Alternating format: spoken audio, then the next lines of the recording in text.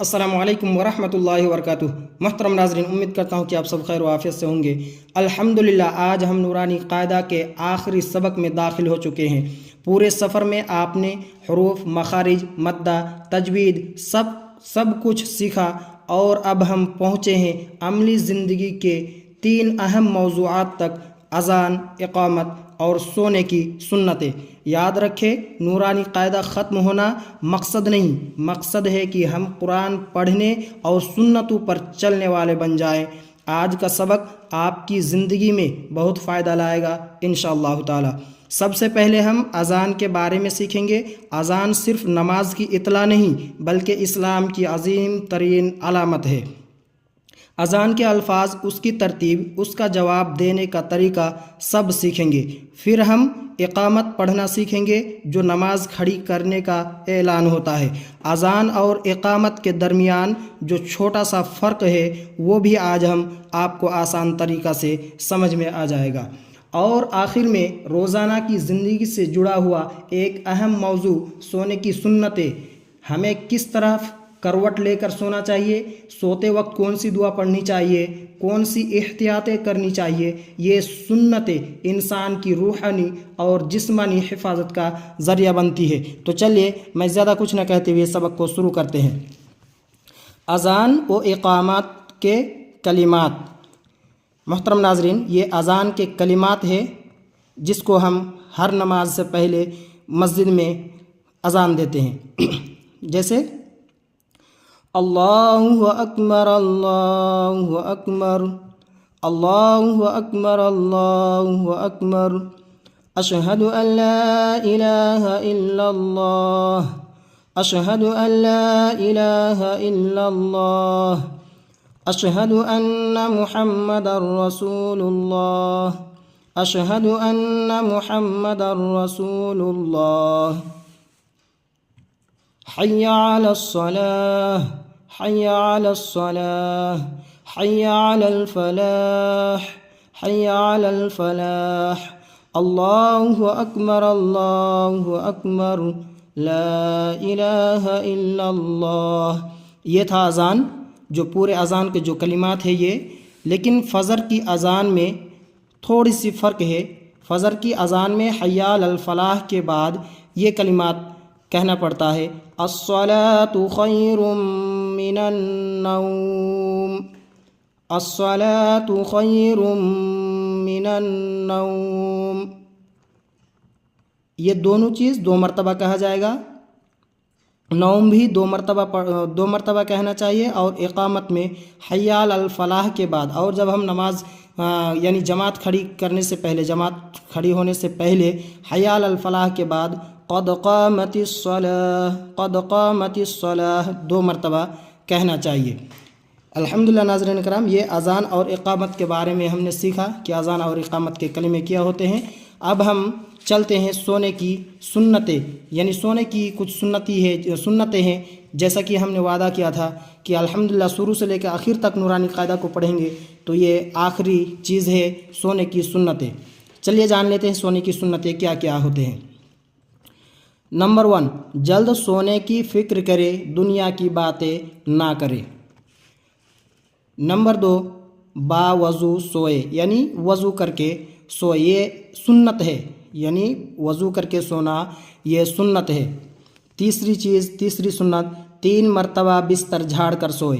3 مرتبہ بستر کیوں جھاڑ کر سونے کی اجازت دی گئی ہے؟ اس لیے کہا گیا ہے کیونکہ بعض لوگ، اکثر لوگ جو ہوتے ہیں جادو جو کرتے ہیں، کچھ لوگ بستروں میں بھی جادو کرتے ہیں، یعنی بستر میں کچھ ایسی چیزیں ڈال دیتے ہیں، جیسے ہی وہ شخص بستر میں سوتا ہے تو اس کے اوپر جادو کا اثر ہونے لگتا ہے۔ اس لیے اللہ کے نبی صلی اللہ علیہ وسلم نے یہ تعلیم دی ہے کہ جب بھی تم سونے جاؤ تو 3 مرتبہ بستر جھاڑ کر سویا کرو۔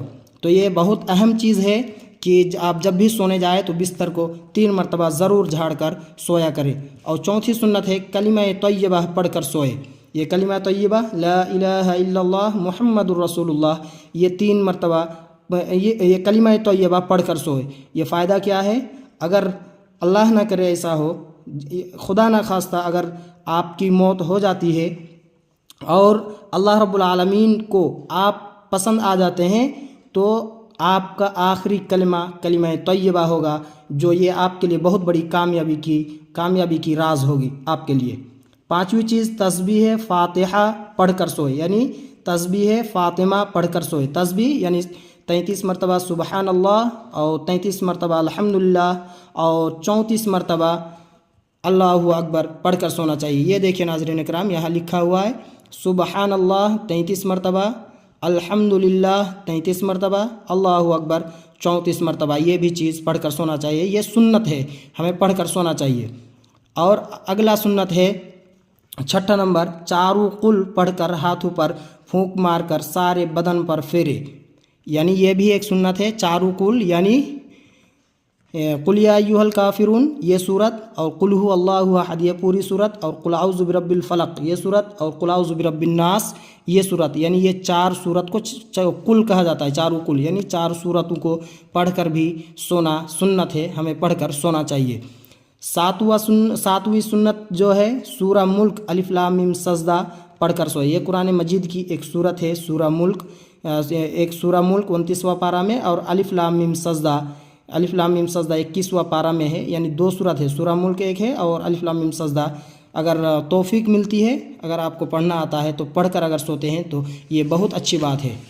اگلا سنت دیکھیں ناظرین اکرام، اگلا سنت ہے کہ داہنی کروٹ لیٹ کر ہاتھ رخسار کے نیچے رکھے، یعنی داہنے کروٹ لیٹ کر سونا چاہیے، ہاتھ آپ کا دایاں ہاتھ رخسار یعنی گال کے نیچے ہونا چاہیے، گال کے نیچے رکھ کر سونا چاہیے، یہ بھی ایک سنت کا طریقہ ہے۔ اگلا سنت دیکھیں ناظرین کرام، دعا پڑھ کر سوئے، دعا پڑھ کر سونے کی دعا کیا ہے؟ اللہم بسمک اموت و احیا، یہ دعا پڑھ کر سوئے، یہ سونے کی دعا ہے۔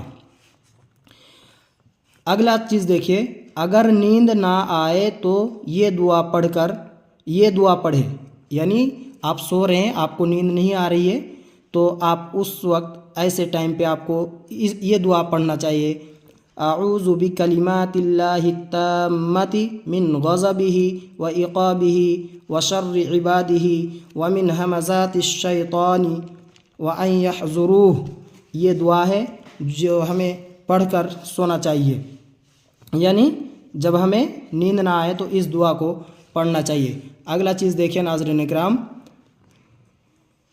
اگر برا خواب دیکھے تو یہ دعا پڑھ کر بائیں جانب تھتکارے، یعنی اگر سونے کے درمیان آپ کو برا سپنا آتا ہے، برا کوئی خواب دیکھ رہے ہیں تو اس وقت آپ کو کیا کرنا چاہیے؟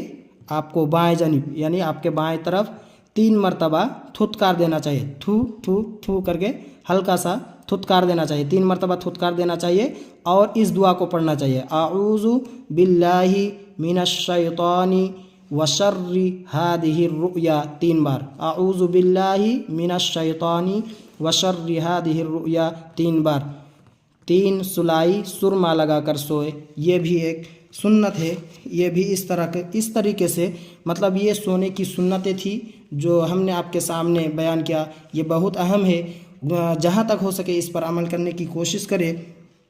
الحمدللہ اس طرح ہمارا نورانی قاعدہ مکمل ہوتا ہے۔ اللہ تعالیٰ قرآن کو صحیح پڑھنے، سمجھنے اور اس پر عمل کرنے کی توفیق عطا فرمائے۔ اگر آپ نے پورا کورس دیکھا ہے تو یہ آپ کی بہت بڑی کامیابی ہے۔ اللہ ہم سب کو قرآن کا سچا خادم بنائے، آمین۔ السلام علیکم ورحمۃ اللہ وبرکاتہ۔